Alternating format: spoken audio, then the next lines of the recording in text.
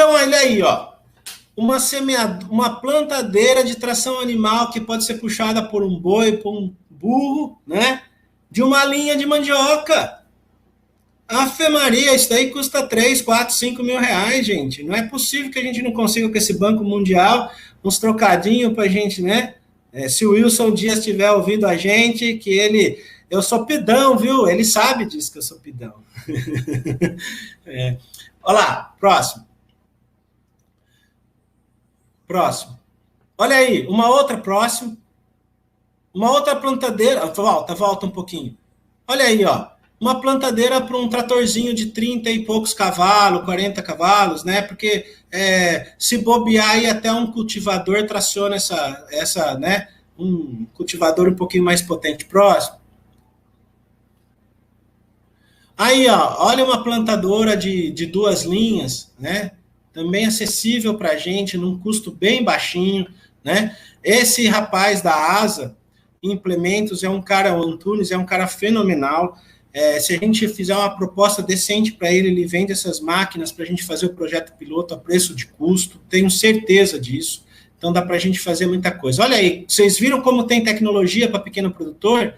Uma máquina dessa aí, você planta mandioca sentado, você não tem que fazer cova, você não tem que fazer tampar cova, você não tem que fazer nada, né? Próximo. Olha aí como é que fica bem plantadinho a mandioca depois que a gente faz o plantio com máquina, né? Próximo. Então, aqui nessa foto eu queria mostrar isso. Próximo. Tratos culturais. Agora eu vou falando sobre mecanização, sobre máquinas. Manejo de plantas daninhas, adubação de cobertura. Vamos lá. Olha aí. Um burro puxando outro burro e outro burro tocando o burro. Os 2 burros, né? Olha aí. A gente aí. Olha lá a área capinada com tração animal. Gente, ó, porque os produtores não se sintam menores por usar um animal de tração. Não se sintam menores. O ruim é fazer o que esses caras estão fazendo aqui. Olha aí essas pessoas puxando enxada, num sol, tendo que se proteger totalmente, com calor. Você imagina para você se proteger dos efeitos do sol, você gasta muita energia, você transpira muito, você se incomoda com tudo isso, né? Mas olha aí o burrinho, o animal de tração animal, gente, isso daí custa 500 reais um animal desse, um cultivador custa uns R$1.000, mas olha quanto que você trabalha, não é atraso de vida, não é atraso. Não se sintam menores por usar tração animal. Agora, puxar enxada é uma coisa de retrocesso.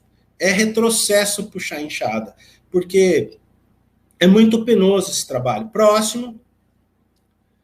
Então, aí o detalhe, olha lá, essa aí já é a mandioca lá do Tapera, então a gente foi fazendo tudo que tinha de tecnologia, nós fizemos lá no Tapera. Aí é fazendo controle de plantas daninhas na mandioca com tração animal. Próximo. O burro bem treinado e bem adestrado, ele não precisa 2 pessoas, não. É que esse burrinho nosso é novo e a gente trabalha com 2 pessoas, né? O pessoal mais velho aí sabe disso. Olha aí o burrinho aqui em outro, aquele plantio que nós fizemos com as mulheres. Aí a área do plantio que nós fizemos com as mulheres. E aí a gente controlando as plantas daninhas com o nosso burrinho. Olha que trabalho fenomenal, né? Esse menino que está pilotando aí o burrinho é o Vinícius, que é um aluno de agronomia. Olha lá, tá vendo? Para quem nunca usou um cultivador, não precisa de força, não, é só controle, né? Próximo. Então, o uso de tração animal é importante. A gente precisa trabalhar isso. Aí já vem os cultivadores mecânicos para trator. Um tratorzinho de 50 cavalos, tranquilamente, que essas associações têm, traciona uma máquina dessa, para a gente pensando em não usar herbicida, usar o controle mecânico. Né? Próximo. Cultivador, né? De 3 linhas. E aí vem também a possibilidade de usar os herbicidas e usar as maquininhas aí, né? Olha as bicicletas apropriadas, né? Eu posso pulverizar em área total, eu também posso pulverizar em área concentrada, então nós temos tecnologia para produzir mandioca com um pouquinho mais de condição humana, né? Próximo.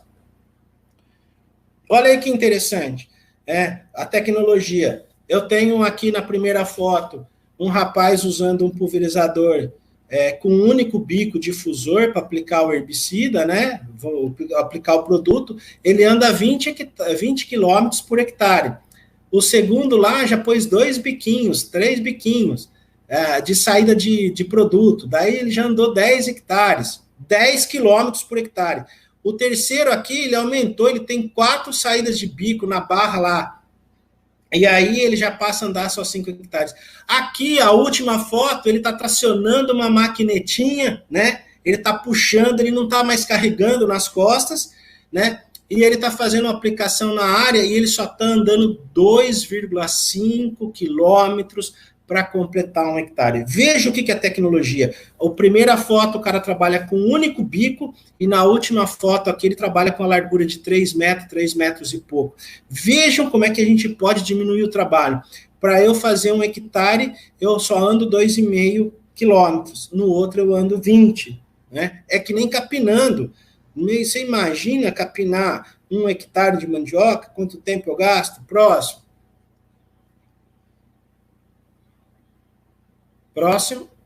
Aí é um aplicador de herbicida na entrelinha lá. Mesmo a mandioca tendo baixinha, ela tem uma proteção e não cai o herbicida na planta, né? Então dá para a gente cultivar, fazer. Próximo, vamos ver o próximo. Volta. Mas eu acho que ele vai vir para frente. Então eu posso, na foto anterior, nas fotos anteriores eu posso tanto cultivar mecanicamente, né, com hastes, como eu posso aplicar herbicida. Pode passar o próximo, é que mais tarde nós vamos juntar várias coisas numa única máquina. Aqui, gente, é um canudinho desenvolvido pelos meninos aí de agronomia, os meninos que trabalham comigo. Ele é um canudo de PVC, na frente ele tem um funil, né? Ele tem um funil, e aí a gente enche de adubo e aplica o fertilizante na mandioca. O que é importante nesse processo? Então, a gente consegue controlar a quantidade que vai cair de adubo e a gente também consegue distribuir uniformemente. Quando a gente joga lanço na mão, adubação, a gente não tem a garantia de que todas as plantas vão receber a mesma quantidade do adubo. Aqui nesse canudinho, ó, o menino vai andando. Se ele andar mais rápido, cai menos adubo. Se ele andar mais devagar, cai mais adubo. Então, o controle da quantidade é na velocidade de deslocamento. Mas a uniformidade é igual, ou seja, todas as plantas vão receber a mesma quantidade.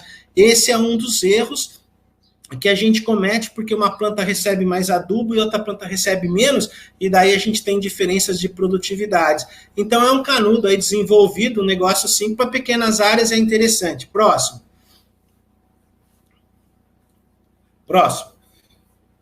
Aí é os meninos distribuindo fertilizantes. Daí é o trabalho feito lá na Tapera, então, usando as tecnologias.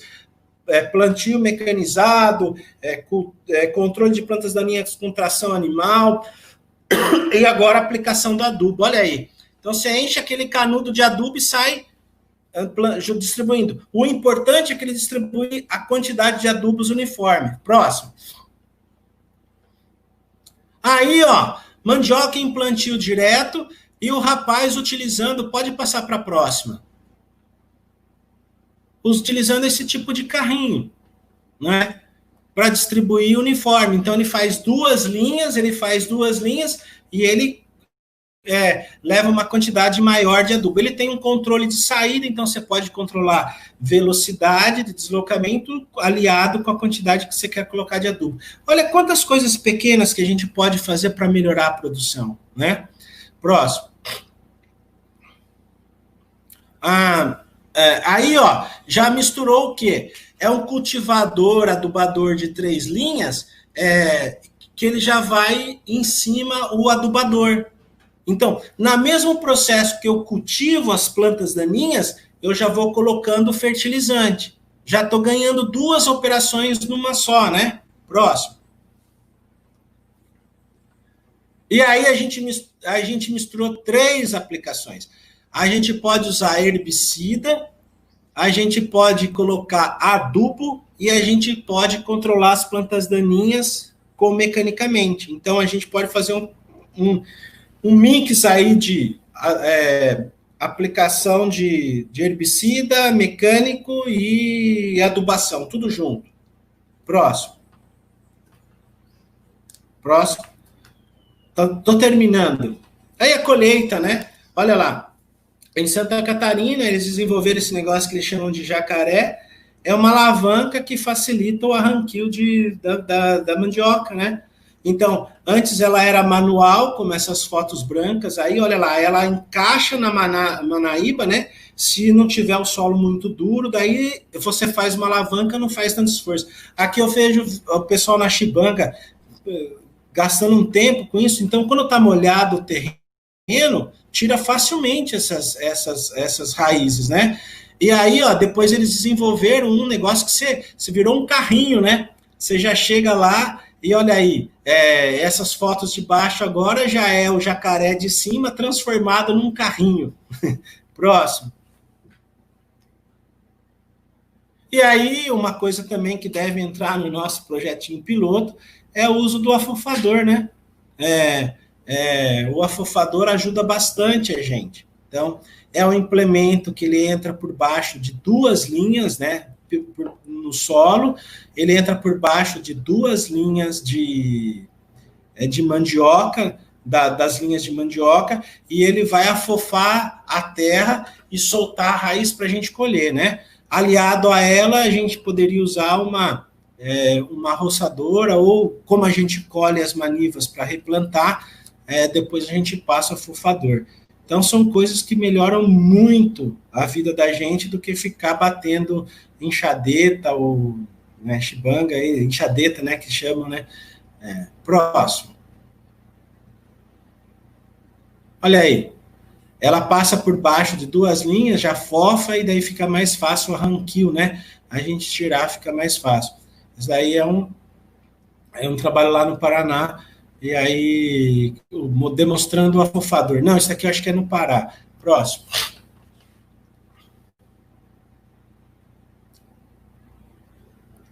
E aí terminou. Obrigado a todos e felicidades a todos. E aí, essa imagem é lá de... essa imagem é uma imagem lá do nosso projeto na Granja Berimbau, é uma empresa privada, mas que nos tem apoiado muito. É um projeto de integração lavoura, pecuária, floresta. Vocês viram que eu sou muito eclético, trabalho com várias coisas, mas o trabalho com integração lavoura, pecuária, floresta me leva à pastagem, que eu adoro, a produção de grãos, que eu gosto muito. Nessa área aí é que tem a área de mandioca que a gente quer colher, já deve colher agora, e fazer uma live lá, fazer alguma coisa, a gente quer fazer isso, para demonstrar o potencial da BRS Novo Horizonte. Essa história de fazer a integração lavoura-pecuária, porque a gente faz a rotação, a diversificação das plantas de cobertura, né, de adubação verde. Então, nessa área, a gente plantou uma parte dela com milho, outra parte com girassol, outra parte com pastagem, no sistema convencional, e a outra metade já está em plantio direto. Então, daí a gente fez milho e mandioca no plantio direto, e a área toda para o próximo Berimbau Agrotech, que deve ser o ano que vem, a gente vai estar tudo em plantio direto. E no meio dessas entrelinhas, no meio dessas plantas que nós chamamos de plantas para produzir forragem, né? A gente põe animal, para pôr animal, e o resto a gente colhe grãos e mandioca, por exemplo, e nós também plantamos linhas de espécies florestais. Então, metade da área está com eucalipto, e a outra metade da área está com essências florestais nobres. Então, mogno africano e outras plantas que, para os pequenos produtores, é um projeto, é uma coisa a ser pensada. E nós temos um incentivo grande do governo do estado, não através da SDR, mas através da SEAGRE. O professor, o secretário, ele gosta muito disso. E faz umas 3 semanas, mais ou menos, eu assinei um convênio com o Ministério da Agricultura, e eles vão nos repassar, acho que um valor para a gente montar uma unidade piloto aqui dentro da UFRB. Então, para pequeno produtor, essa é uma coisa interessante. Todos os nossos produtores poderiam tirar madeira, tirar mandioca, tirar o milho, tirar o amendoim e criar suas ovelhinhas lá, né?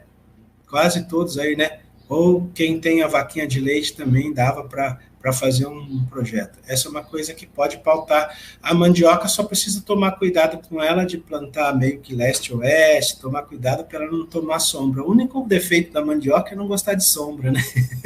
Ela é uma planta tropical mesmo, né? Brasileira. Tá bom. Eu tenho um rapaz aqui, Rafael, tem uma área de pastagem com café buffet, eu gostaria de fazer um plantio direto de milho nesta área. A viabilidade, qual o melhor manejo?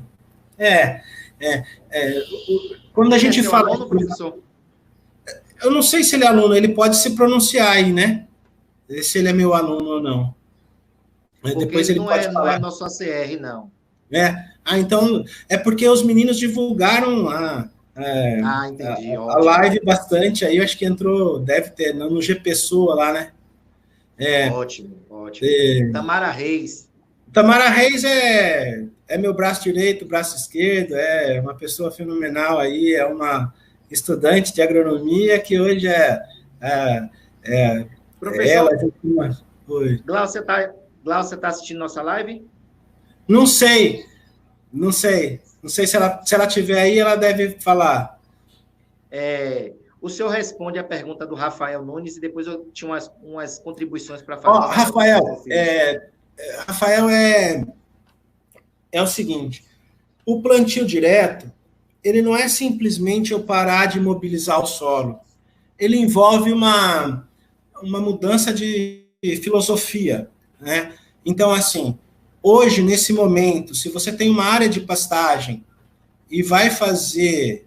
você pode, por exemplo, aplica um herbicida, né?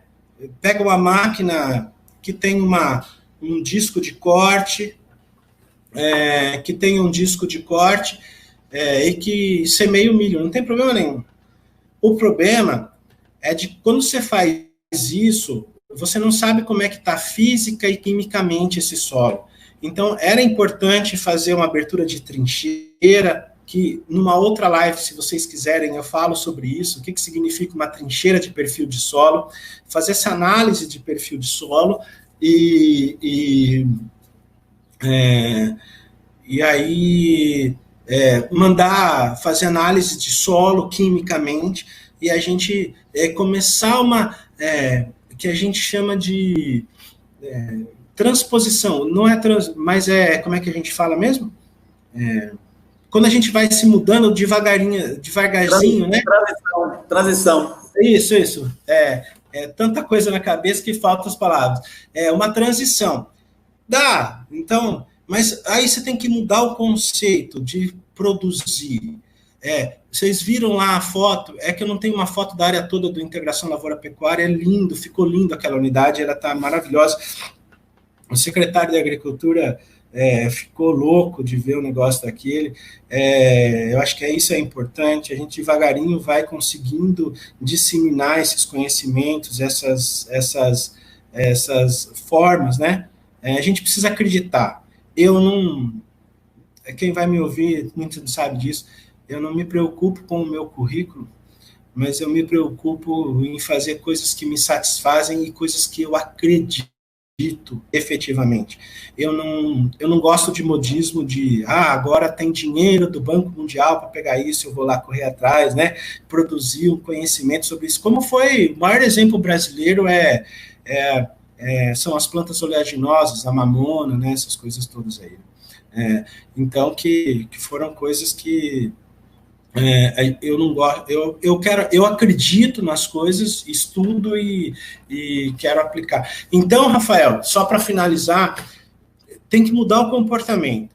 Primeiro que você não vai mais mobilizar esse solo, então é importante fazer primeiro esse ajuste físico e químico. Então, se tiver que arar e gradear, plantar gramínea e depois plantar milho, não tem problema nenhum. Cobrir o solo sempre, nós precisamos cobrir o solo, né? e o segundo é fazer rotação de cultura. Então, capim com milho não é rotação de cultura praticamente, porque nós estamos falando de gramíneas, né? Então, às vezes tem doenças parecidas e coisa e tal. O interessante é que você consiga plantar outras coisas, né? O Paraná, por exemplo, tem anos que faz uma safra, tem anos, não, todos os anos fazem uma safra de aveia preta, que é só para cobrir o solo, para melhorar o solo. Só que o que ele ganha de produtividade com a soja depois compensa tudo isso, né? Mas hoje você faria uma semeadura direta. Já é uma grande coisa, já não vai arar, mas não vai gradear, né? Mas a gente tem que ficar preocupado nesse primeiro momento se a gente não tem sucesso do ponto de vista de produção por restrições físicas, entendeu? Tá, Rafael? E os meninos devem ter meus contatos aí, e eu Murilo Oliveira. Murilo Oliveira é o responsável. Live. Interessante poder rever as várias alternativas para se produzir bem no recôncavo. O Murilo é o dono daquele trabalho do plantio direto. Tá vendo? Sim, aquela apresentação. Então aí, para não deixar eu mentir junto, sozinho, né, Murilo? O Murilo foi professor, pode falar. Eu fiz algumas anotações aqui na sua apresentação, vou tentar ser breve, porque já passamos de 2h20 de live. Por mim não tem problema.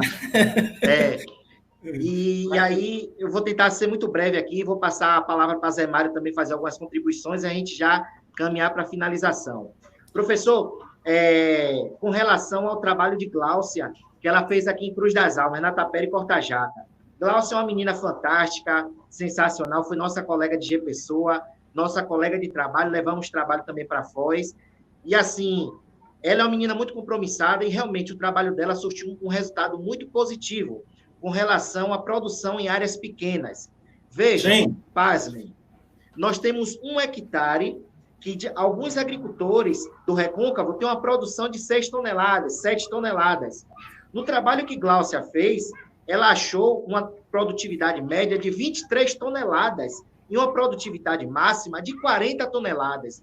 O que é que isso responde para nós? O que é que isso diz para nós, extensionistas, professores, agricultores? Que se a gente usar pequenas práticas, se a gente mudar a nossa rotina de produção, se a gente se atentar a uma análise de solo, física, química, microbiológica, se a gente se atentar ao preparo de solo, pensando sempre no manejo de conservação para diminuir a erosão, se a gente pensar numa adubação correta de acordo com a análise de solo, uma calagem adequada, e se a gente utilizar variedades bem adaptadas quanto à produção, a gente tem uma resposta no rendimento da cultura. Isso aí é fato.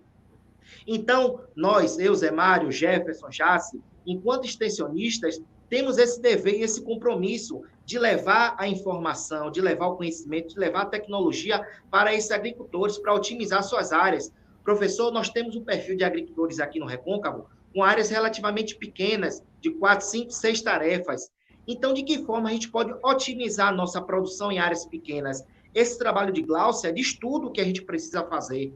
Nós temos um agricultor com 6, 7 toneladas por hectare. Se a gente tem áreas pequenas de 5, 6 tarefas, nós temos que otimizar nosso trabalho para aumentar a produção, aumentar a produtividade, diminuir o trabalho no sistema de produção. De que forma? Fazendo análise de solo, tendo assistência técnica, fazendo preparo de solo, manejo de solo, conservação de solo.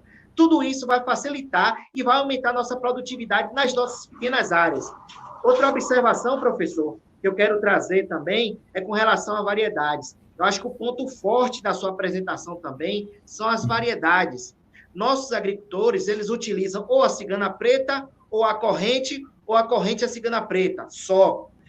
Sim. Pessoal, vocês que nos assistem, os ACRs que estão nos assistindo, nós temos em torno de 12 ACRs que trabalham com a mandiocultura no Recôncavo. Temos agricultores assistindo nossa live também. Pessoal, vamos trabalhar com as variedades diferenciadas, com a BRS Horizonte, com a Cria Menino, com a Mulatinha, com a Ponte Branca, que dão resposta significativa de acordo com o que o professor explicou. Então, a ideia não é a gente ficar preso a uma variedade ou duas, é a gente diversificar, usar várias variedades numa mesma área para ver qual aquela que responde melhor de acordo com o solo que a gente tem, de acordo com as condições climáticas. Outra observação, professor, muito interessante, é a questão da consociação da mandioca com outra cultura de cobertura de solo. A mandioca é uma planta que não faz uma boa cobertura de solo. Isso facilita o processo de erosão. Nós temos aqui no Recôncavo municípios e comunidades com alta declividade, bem acidentados. Se a gente tem a mandioca que não favorece a cobertura de solo, tudo isso vai facilitar o processo erosivo, perca de solo, perca de fertilização do solo e baixa produtividade. O que é que a gente deve fazer? Curva de nível, terraceamento, consociação de culturas, optar por áreas com declividade pequena, porque a gente sabe que a gente não vai ter em todas as comunidades áreas planas para fazer o plantio. Então, se atentar às práticas de manejo e conservação do solo para diminuir o processo erosivo e a consociação de culturas, da cultura da mandioca com plantas de cobertura de solo, como, por exemplo, feijão de porco. O feijão de porco é uma excelente planta de cobertura, é fixadora de nitrogênio atmosférico e retorna para o solo nutrientes essenciais para a adubação verde. Então, é isso que a gente deve levar para o nosso agricultor, professor. Eu acho que a sua live foi esplêndida, foi excelente. Eu estou aqui mesmo em êxtase, porque realmente tudo que o nosso agricultor precisa ouvir, ele ouviu na sua live. Nós podemos fazer uma agricultura sustentável com baixo investimento. Os implementos que o senhor apresentou aqui são baratos e o governo do estado vem auxiliando as associações. No dia 28 de maio foi lançado o edital 015 da CAR, de sustentabilidade ambiental vinculada à segurança alimentar. Então, o governo do estado trabalhou com associações que não estão vinculadas ao Bahia Produtiva, associações novas, para fazer projetos de até R$50 mil com quintais produtivos, produção de sementes crioulas, agroecologia, segurança alimentar, produção em circuitos curtos. Então, tudo que a gente precisa para uma agricultura sustentável. E com R$50 mil, você sabendo fazer um projeto para 20 famílias, dá para a gente fazer um projeto equilibrado, dá para a gente fazer um projeto muito bom com pouco dinheiro. Como o senhor nos apresentou, tem implemento de R$10 mil, R$13 mil, R$15 mil. Então, dá para a gente fazer um projeto com pouco dinheiro e que seja sustentável, que a gente tenha uma boa resposta da nossa cultura. Então, professor, só para finalizar minha fala, já passando a fala para Zé Mário, nossa agricultura familiar do Recôncavo tem jeito.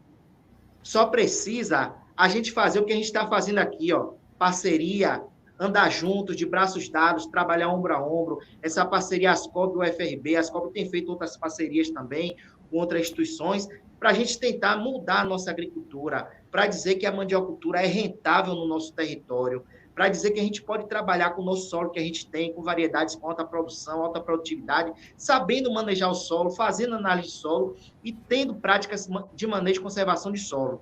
Então, muito obrigado, professor. Sua apresentação foi esplêndida e eu já passo a fala para o coordenador Zé Mário fazer suas contribuições. Deixa eu só, no finalzinho, você falou coisas interessantíssimas, né? Eu fiz uma palestra, não faz muito tempo, eu nem sei mais onde eu falei, mas eu estudei um pouquinho dessa história de circuitos curtos, né? Que bom que vocês estão falando dessa linguagem, né? Isso é extremamente importante. Esse trabalho aí, esse edital que vocês falaram, o agricultor que está escutando a gente, os próprios, os meninos da área, nós temos que discernir muito bem claro o que é segurança alimentar e o que é outro assunto que vem atrelado à segurança alimentar, que é a soberania alimentar. E a soberania alimentar está ligada diretamente com circuitos curtos, né? Então, a segurança alimentar é quando eu garanto que a pessoa vai comer, vai ter os alimentos necessários, os nutrientes necessários para aquele dia dela, né? Então, quanto que é que eu preciso de alimentação? É que eu garanta que toda a sociedade tem o mínimo, né, necessário. Então, isso é segurança alimentar. Diferentemente do que muita gente pensa, que segurança alimentar não é aplicar veneno na cultura, né? É uma coisa completamente equivocada, que outro dia eu vi disso, eu falei, poxa vida, a gente precisa trabalhar o que é segurança alimentar. Então, a segurança alimentar é que eu garanta, né? E a soberania alimentar é que eu pare, vou dar o maior exemplo para vocês, que eu pare de comer banana do sítio Barreiras. Tá, José Mário? que os secretários estejam escutando isso. Eu preciso parar de comprar banana do sítio Barreiras. Eu preciso parar de tomar leite que vem de Goiás. Eu preciso tomar leite do circuito curto, que vem aqui, ó, da bacia de São Gonçalo, tá? E aí, com isso, eu garanto a segurança alimentar. Eu garanto a segurança alimentar porque o custo deste produto vindo de Conceição Conceição da Feira, onde tem essa bacia leiteira, vamos dar um exemplo, né? Já que Cruz das Almas não vai produzir leite mesmo, tá? Mas que eu consiga, com circuitos curtos, o valor do leite chegar mais barato para mim do que sair lá de Goiás para vir aqui, entendeu? E aí eu garanto a segurança alimentar porque a pessoa consegue comprar, ok? Então, os quintais, os pequenos quintais, e a gente mudar a característica de diversificação mesmo, produzir outras coisas, para que a gente possa garantir nisso, né? Eu não vou comprar um peixe que é pescado lá no Rio São Francisco, mas eu vou comprar o peixe que é produzido, incentivado a produzir aqui no Paraguaçu, perto da gente. Então, os circuitos curtos de forma reduzida é isso aí, é que eu possibilite a segurança alimentar. E a soberania alimentar, então, o quanto nós do município, somos capazes de produzir o máximo possível para que não viaje muito e eu gaste pouco. Então, soberania alimentar é que a gente é soberano sobre a nossa produção, né? Essa parte da assistência técnica e a extensão tem que ser muito trabalhada entre vocês para que os extensionistas, eles percebam isso, trabalhem isso, né? Então, você falou outra coisa que eu sou apaixonado, eu tenho uma coleção das minhas rodadas aí aqui em Cruz das Almas, em todos os lugares que eu ando, é uma coleção de milho crioulo e feijão crioulo, né? Então a gente, graças a Deus, está começando a abrir o olho para isso e parar de comprar feijão carioquinha que vem lá de São Paulo, né? Comprar o feijão preto que vem lá de Minas e coisa e tal, e que a gente valorize esses feijões, esses milhos. A gente não dá mais para ver os produtores que estão nos acompanhando, não dá mais para comprar milho híbrido e plantar. Nós não temos... hoje eu vejo que o pessoal está comprando milho nas casas de agricultura e plantando 3, 4 milho por cova. Esse milho, gente, que vocês compram são híbridos e eles não aceitam competição entre eles. É diferente do milho variedade, do milho crioulo lá de trás, né? Indo nessa linha do milho crioulo, eu já me prontifiquei a esse ano, ele não deu certo por causa da pandemia, mas a partir do ano que vem, eu vou montar um experimento por causa do plantio direto, do banco de germoplasma da Embrapa Milho e Sul.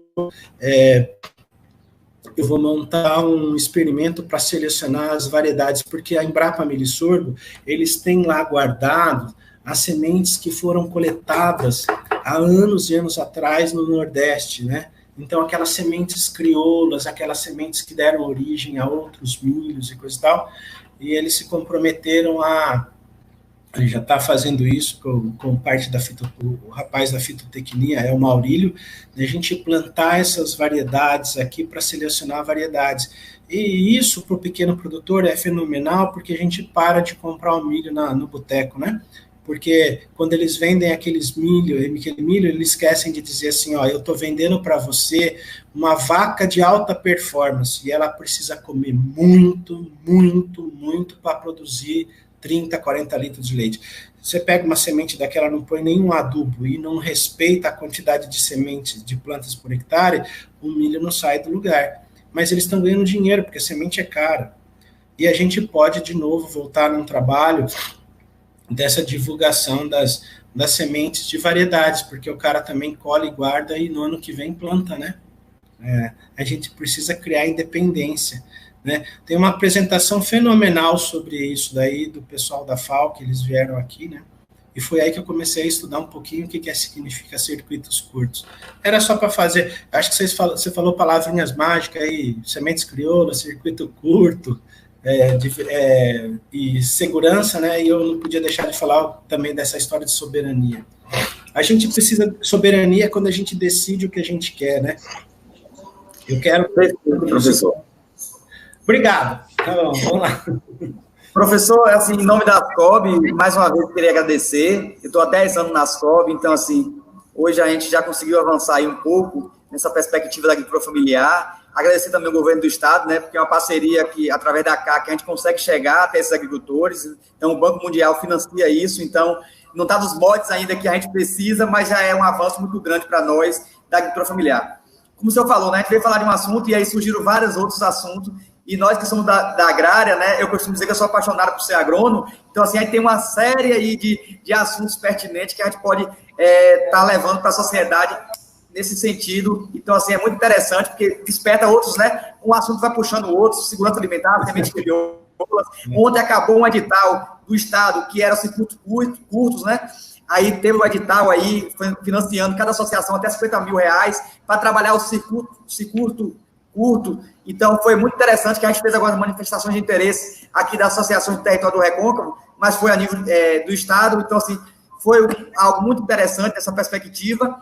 Enfim, eu coloco as COBs à disposição também para estar contribuindo no que for preciso aí dentro dessa perspectiva aí, né, da extensão, da parceria. Agradecer aos ouvintes aí, né, estudantes, agricultores, ACR. Eu acho que a gente tem, Edson, aí, Jaciara e Jefferson, que é a equipe que compõe hoje o Bahia Até, da ASCOB, uma importância muito grande aqui no cenário do Recôncavo, justamente para a gente tentar, professor, trazer esses parceiros para a gente tentar chegar ao desenvolvimento tão sonhado aí, né, do nosso campo. Nós somos já extremamente agricultura familiar, a gente precisa de desenvolvimento nesse cenário, né? Então, para isso, a gente precisa trazer números. Só de boca para achar que vai dar certo, não vai. Números em base à pesquisa, para a gente fomentar as políticas públicas, a gente precisa muito disso. E, no mais, aí, agradecer imensamente sua disponibilidade, tá bom? Aprendi muito, agora entendi porque os alunos gostam tanto do professor Marcão, viu?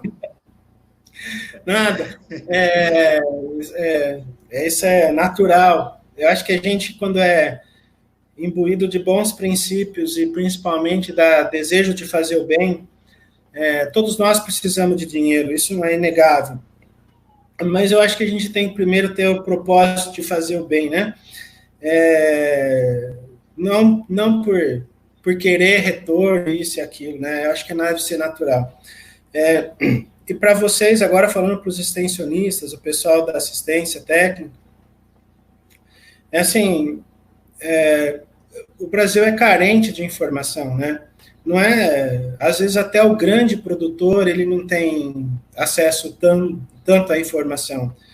Mas os menores, os pequenos, eles têm uma necessidade muito grande de chegar à informação. Graças a Deus, hoje, os filhos desses produtores, eles têm acesso às tecnologias, mas, infelizmente, as tecnologias, elas não estão sistematizadas na internet, elas estão dissipadas, então é difícil. Então, às vezes, você precisa ter uma pessoa especialista, uma pessoa que entenda e que vai saber buscar isso. Eu já falei há muito tempo com o Tosato sobre isso, e na época, antes do Tosato, foi o Orlandinho daqui, na chefia da inovação e extensão dentro da Bahia Ter, né? Que a gente precisava sistematizar. Quem me conhece, eu ando a Bahia quase que inteira, eu conheço quase que a Bahia inteira, e eu fui selecionando, por exemplo, o cara que inventou um pulverizador, o cara que inventou o menino falou tem uma área de búfalo aí, né? Quem que inventou os pentes para colher, tem tudo quanto é tipo, você colher a semente do búfalo. Nossa, tem tanta coisa. Então, a gente poderia fazer, por exemplo, um levantamento de tecnologias desenvolvidas pelos produtores, porque quem desenvolve conhecimento não é a indústria, é o produtor. E aí, quando a indústria vê que aquele negócio deu certo, ela vai lá e copia e melhora. Copia não, ela melhora, né? Isso nas grandes commodities, o milho, por exemplo, um cara que melhora lá a máquina na fazenda dele, daí vai lá, John Deere, olha aquilo lá e fala assim, nós queremos comprar essa ideia, se você vende, é assim que funciona, né? Então a gente pode, se o Tosato estiver nos ouvindo, às vezes eu falo muito com o Tosato, porque eu fico lançando várias ideias para ele, mas eu não tenho pernas para fazer tudo. Mas a gente fazer um levantamento, né, não só de equipamento, que eu dei o exemplo, mas de processo, alguém que faça melhor, né? Tem um cara lá já fazendo plantio direto. Poxa, vamos levar os produtores lá, né? Porque o que eles precisam é isso. Então, para os extensionistas, vocês têm um mundo fantástico para... vocês podem fazer o elo daquilo que... Porque os pesquisadores fazem uma coisa completamente equivocada. Eles falam assim, eu faço pesquisa. Extensão não é comigo.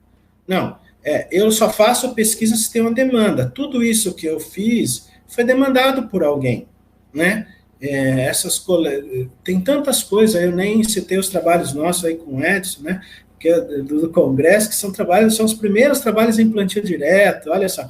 Então, assim, o extensionista de hoje, ele tem que fazer a leitura do que a pesquisa está gerando de bom em conhecimento e como que ele vai levar isso para as pessoas.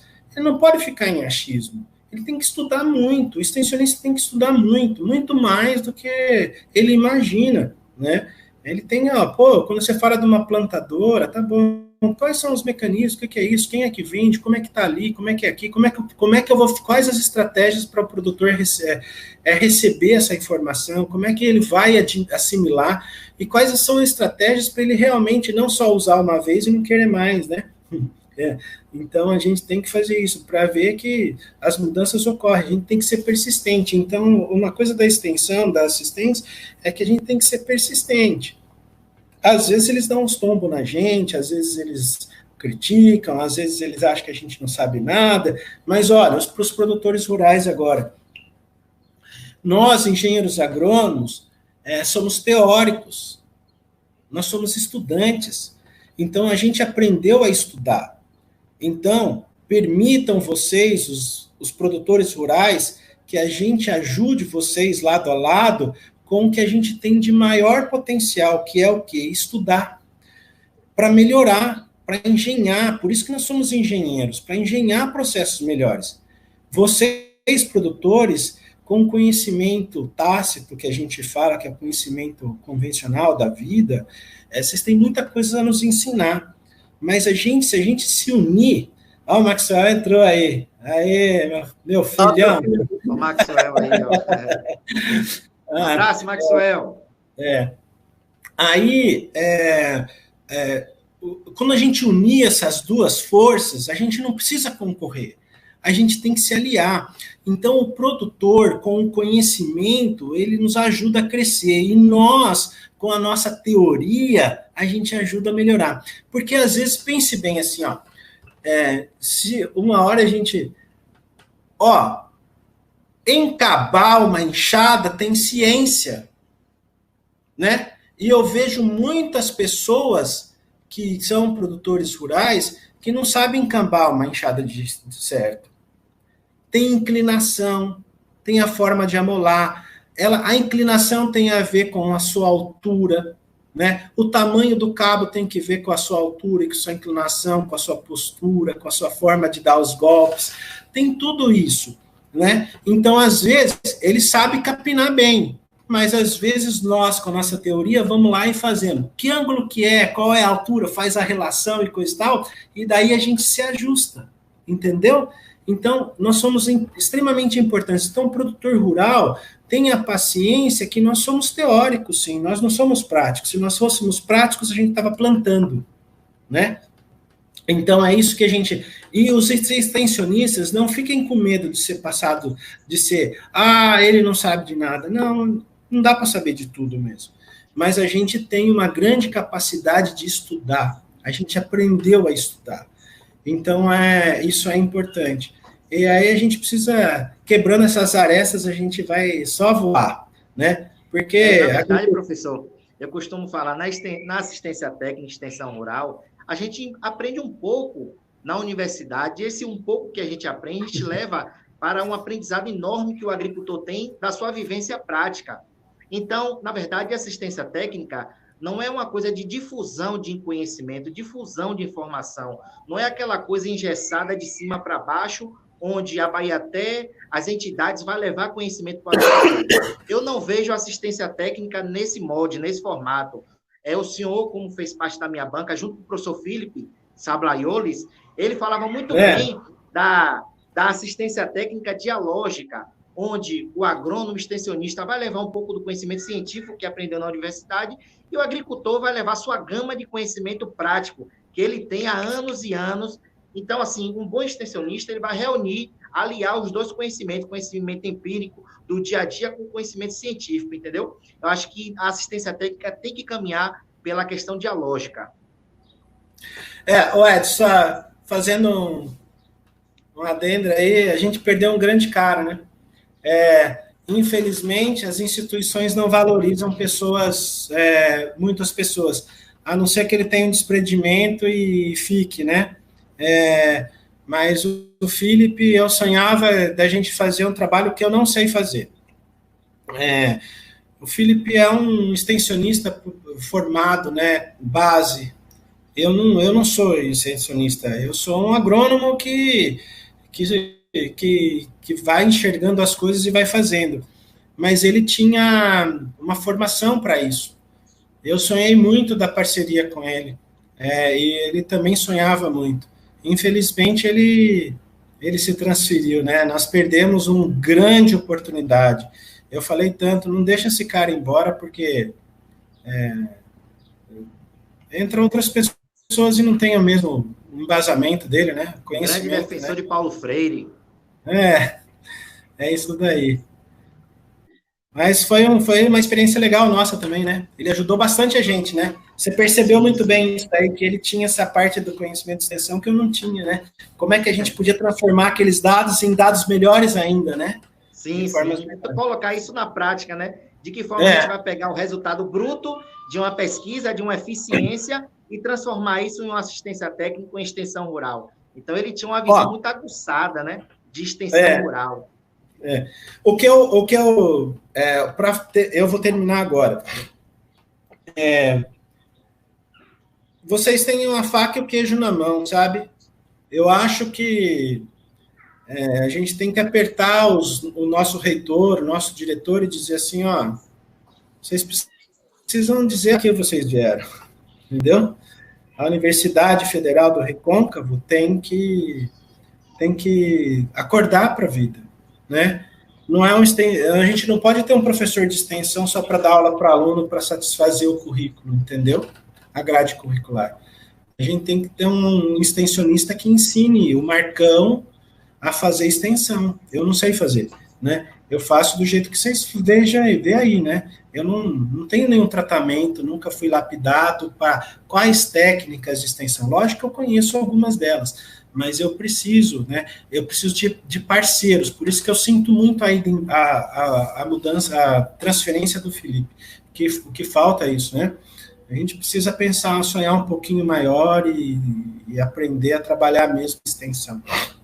Mas tá joia. Obrigado a todos, obrigado, foi fenomenal.